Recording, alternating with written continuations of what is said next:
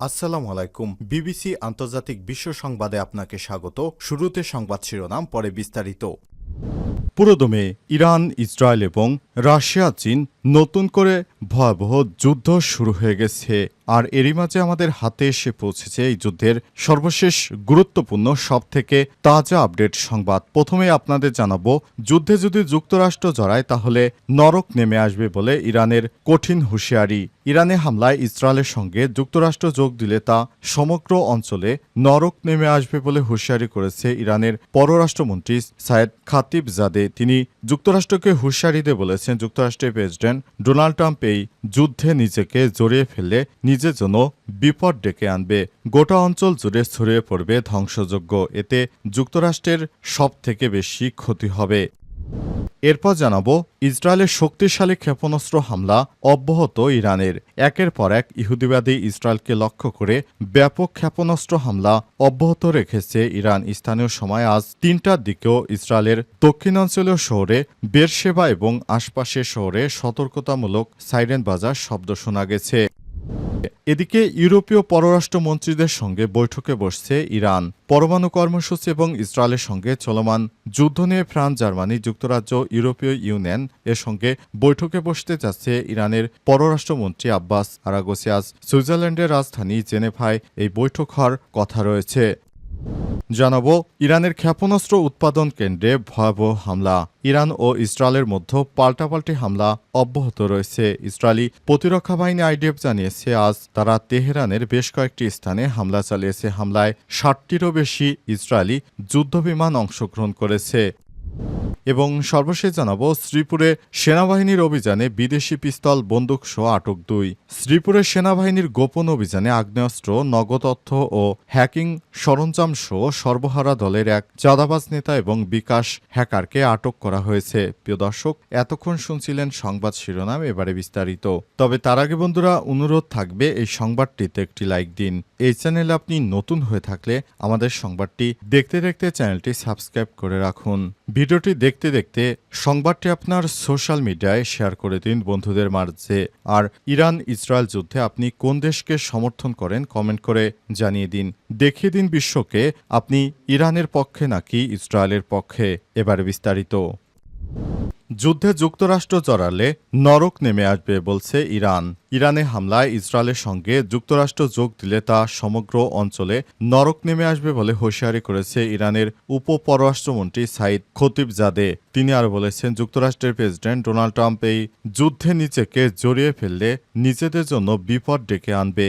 এতে গোটা অঞ্চলে নরক ছড়িয়ে পড়বে। আজ বিবিসিকে দেয়া এক সাক্ষাৎকার এমন মন্তব্য করেছেন তিনি। সাইদ খতিবজাদে আরও বলেছেন, এটা আমেরিকার যুদ্ধ নয়। যদি ডোনাল্ড ট্রাম্প এই যুদ্ধে জড়ান তাহলে ইতিহাস তাকে মনে রাখবে এমন একজন প্রেসিডেন্ট হিসেবে যিনি একটি যুদ্ধ নাম লিখিয়েছিলেন যা তার যুদ্ধ ছিল না। ইরানের পররাষ্ট্রমন্ত্রী আরও বলেছেন, যুক্তরাষ্ট্রের সম্পৃক্ততা এই সংঘাতকে একটি জটিল ফাঁদে পরিণত করবে। এতে আগ্রাসন চলতে থাকবে, নৃশংস নির্যাতনের অবসান আরও বিলম্বিত হবে।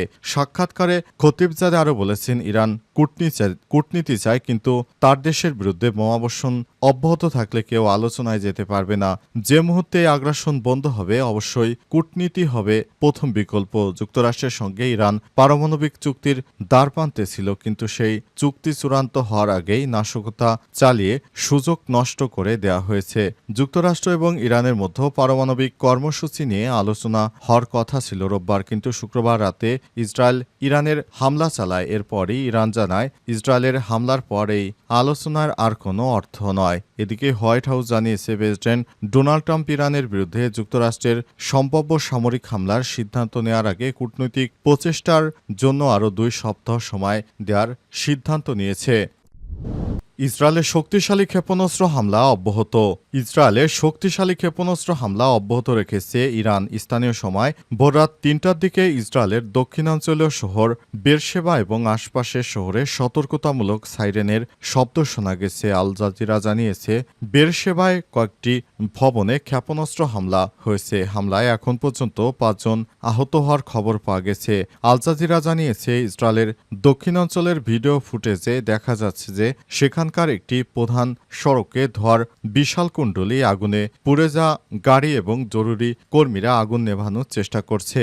তবে ক্ষেপণাস্ত্রগুলো কোথায় আঘাত এনেছে সে বিষয়ে স্পষ্ট করে এখনও জানায়নি ইসরায়েলের সেনাবাহিনী। মধ্য ইসরায়েলের চেয়ে দক্ষিণাঞ্চলে অপেক্ষাকৃত কম ঘনবসতিপূর্ণ। এছাড়াও ইসরায়েলের উত্তরাঞ্চলে বিস্ফোরণের শব্দ শোনা গেছে। এদিকে ডেড সির অঞ্চলে ইরান থেকে ছোড়া দুটি ড্রোন গুলি করে ভূপাতিত করা হয়েছে বলে জানিয়েছে ইসরায়েলি সেনাবাহিনী। তাদের দাবি, বিমান প্রতিরক্ষা ব্যবস্থা ইরানের চালানো ধারাবাহিক ড্রোন হামলা সফলভাবে প্রতিহত করে চলেছে। ড্রোন ভূপাতিত করতে কোলেশ তালেশানের কাছে বিমান প্রতিরক্ষা ব্যবস্থা সক্রিয় করা হয়েছিল। অন্যদিকে ইরানের সামরিক ও পরমাণু অবকাঠামোতে আক্রমণ আরও জোরদার করার পরিকল্পনা করছে ইহুদিবাদী ইসরায়েল। ইসরায়েলের একটি হামলা ইরানেও ব্যাপক ক্ষতি করছে। ইরানের পাল্টা হামলাও ইহুদিবাদীদের চরম ক্ষতির মুখে ফেলছে। ইউরোপীয় পররাষ্ট্রমন্ত্রীদের সঙ্গে বৈঠকে বসছে ইরান। পরমাণু কর্মসূচি এবং ইসরায়েলের সঙ্গে চলমান যুদ্ধ নিয়ে ফ্রান্স, জার্মানি, যুক্তরাজ্য এবং ইউরোপীয় ইউনিয়ন এর সঙ্গে বৈঠকে বসতে যাচ্ছে ইরানের পররাষ্ট্রমন্ত্রী সৈয়দ আব্বাস আরাগচি। আজ সুইজারল্যান্ডের রাজধানী জেনেভায় এই বৈঠক হওয়ার কথা রয়েছে। ডয়চে ভেলের এক প্রতিবেদনে জানা গেছে, ইরানের পররাষ্ট্রমন্ত্রী আব্বাস আরাগচির সঙ্গে এই বৈঠকে অংশ নেবেন ব্রিটেনের পররাষ্ট্রমন্ত্রী ডেভিড ল্যামি, ফরাসি পররাষ্ট্রমন্ত্রী জেন নোয়েল রোটর, জার্মানির পররাষ্ট্রমন্ত্রী জোহান ওয়াইটফুল এবং ইউরোপীয় ইউনিয়নের পররাষ্ট্র দপ্তরের প্রধান কাজা কালাস। ইরানের সঙ্গে আলোচনায় বসার আগে ব্রিটেনের পররাষ্ট্রমন্ত্রী ল্যামি হোয়াইট হাউসে মার্কিন পররাষ্ট্রমন্ত্রী মার্ক রুবিও এবং বিশেষ দূত স্টিভ উইটকফের সঙ্গে দেখা করেন। তিনি বলেছেন যে তেহরানের সঙ্গে একটি কূটনৈতিক সমাধানের পৌঁছানোর জন্য এখনও সময় আছে। ওয়াশিংটনে যুক্তরাজ্যের দূতাবাসে প্রকাশিত এক বিবৃতিতে ল্যামি আরও বলেছেন, মধ্যপ্রাচ্যের পরিস্থিতি এখনও বিপজ্জনক। তিনি আরও জানান, গভীর সংঘাত এড়াতে ইরানকে কিভাবে একটি চুক্তিতে আনা যায় তা নিয়ে আমরা আলোচনা করেছি। আগামী 2 সপ্তাহের মধ্যে একটি কূটনৈতিক সমাধান অর্জনের জন্য একটি পথ তৈরি করা হয়েছে। ইরান পরমাণু বোমা তৈরি করছে অভিযোগ তুলে গত 13 জুন থেকে দেশটিতে বিমান হামলা শুরু করেছে ইহুদিবাদী ইসরায়েল। হামলায় ইরানে ব্যাপক ক্ষয়ক্ষতি হয়েছে। এছাড়াও ইহুদিবাদী ইসরায়েলকেও এবার ধসিয়ে দিয়েছে ইরান। ইরানের পক্ষ থেকে বারবার ব্যাপক হারে হামলা চালানো হচ্ছে ইহুদিবাদী ইসরায়েলকে লক্ষ্য করে। গাজীপুরের শ্রীপুরে সেনাবাহিনীর অভিযানে বিদেশি পিস্তল ও বন্দুকসহ আটক 2। আর সেনাবাহিনীর গোপন অভিযানে আগ্নেয়াস্ত্র, নগদ অর্থ ও হ্যাকিংয়ের সরঞ্জামসহ সর্বহারা দলের এক চাঁদাবাজ নেতা এবং বিকাশ শেখারকে গ্রেপ্তার করা হয়েছে। আর শ্রীপুর উপজেলার চরচৌগাছি ও রাজাপুর মণ্ডলপাড়া এলাকায় অভিযান চালানো হয়। আটক 2 জন হলেন আনিসুর রহমান ও আশরাফ মণ্ডল। সেনাবাহিনী জানায়, আশরাফ মণ্ডল সর্বহারা চিহ্নিত চাঁদাবাজ এবং সন্ত্রাসী গোষ্ঠী সক্রিয় সদস্য। আনিসুর রহমানের কাছে ল্যাপটপ, মোবাইল হ্যাকিংয়ের সফটওয়্যার, বিকাশ অ্যাকাউন্ট, ক্লোন ও প্রতারণামূলক তথ্য পাওয়া গেছে। শেখ হাসিনা পালিয়ে যাবার পর পুরো দেশ জুড়ে অনেক সন্ত্রাসী এখন আত্মগোপনে থেকে বেরিয়ে আসছে। তারা সাধারণ মানুষকে বিভিন্নভাবে ক্ষতি করার চেষ্টা করছে। এরই ধারাবাহিকতায় সেনাবাহিনীর সদস্যরা এখন ব্যাপক হারে সক্রিয়। তারা যে কোনো সময় যে কোনো চাঁদাবাজ ও নাশকতাকারীকে গ্রেপ্তার করছে।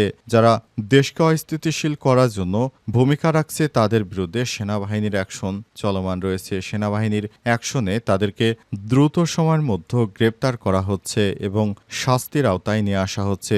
এ বিষয়ে সেনাবাহিনী জানিয়েছে, আপনারা অপরাধীদেরকে আর ছাড় দেবেন না, তাদেরকে ধরে রাখুন, সেনাবাহিনীর হাতে তুলে দিন। সেনাবাহিনী অপরাধীদের উপযুক্ত জবাব দেবে বলেও জানায় সেনাবাহিনীর সদস্যরা। সেনাবাহিনীর ব্যাপক তৎপরতার কারণে ইদানিং অনেক জায়গা থেকে অনেক চাঁদাবাজকে গ্রেপ্তার করা হচ্ছে, যেটি সেনাবাহিনীর জন্য সত্যি বাংলাদেশের মানুষের জন্য সুফল বয়ে আনছে। সেনাবাহিনী সক্রিয় ভূমিকার কারণে এখন সাধারণ মানুষ দেশে নিরাপদ অনুভব করছে।